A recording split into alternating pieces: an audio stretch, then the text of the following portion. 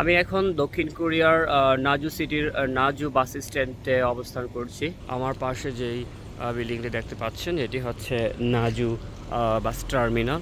এখানে খুবই সুন্দর সুন্দর এবং উন্নত মানের বাস এখানে আছে বিভিন্ন ডিস্ট্রিক্টে যাওয়ার জন্য, বিভিন্ন প্রভিন্সে যাওয়ার জন্য। আমরা যদি বাস টার্মিনালে একটু ভিতরে যাই, আর এখান থেকে আমরা দেখতে পাচ্ছি ভিতরের দৃশ্যটি এটি, এবং এখানে কিছু অটোমেটেড মেশিন রয়েছে। ডিরেকশন দিলে টিকিট দিয়ে দেয় এবং টাকা বা স্ক্র্যাচ করা যায় এখানে বাস কার্ডের। এটি হচ্ছে ভিতরের দৃশ্য এটি।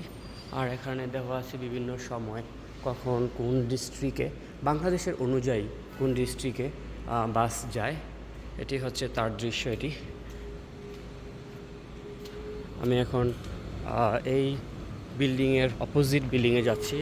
একটি নতুন নাজু বাস চলে আসছে, খুবই সুন্দর। সামনের দিকে এগিয়ে যাচ্ছি। বাস টার্মিনালের জাস্ট এই দিকে একটি নদী ধরনের আছে, বাট এখানে পানি নেই, তবে সুন্দর একটি ব্রিজ আছে সামনে। আর বাস টার্মিনালের এখান থেকে যদি আমরা দৃশ্যটি ধারণ করার চেষ্টা করি, তাহলে আমরা এখান থেকে দেখতে পাচ্ছি যে পানি নেই, বাট খুবই আগে থেকে প্রিপারেশন করা আছে এখানে।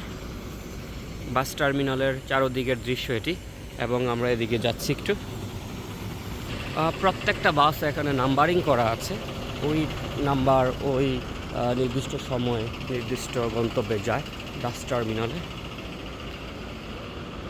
আমি যদি ভিতরে যাই, এখানে GS25 আছে সচরাচর।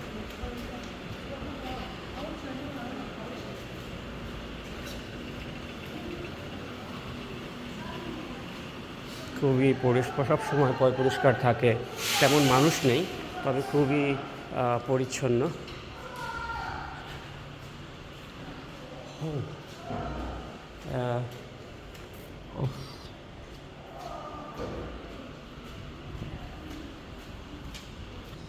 টার্মিনালের জাস্ট অপোজিট পাশে এটি। এগুলো হচ্ছে ট্যাক্সি, খুবই সুন্দর ট্যাক্সিগুলো।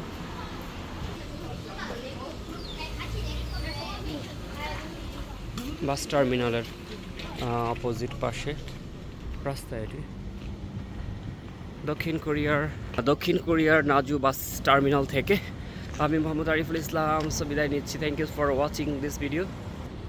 আরও কিছু বাকি আছে।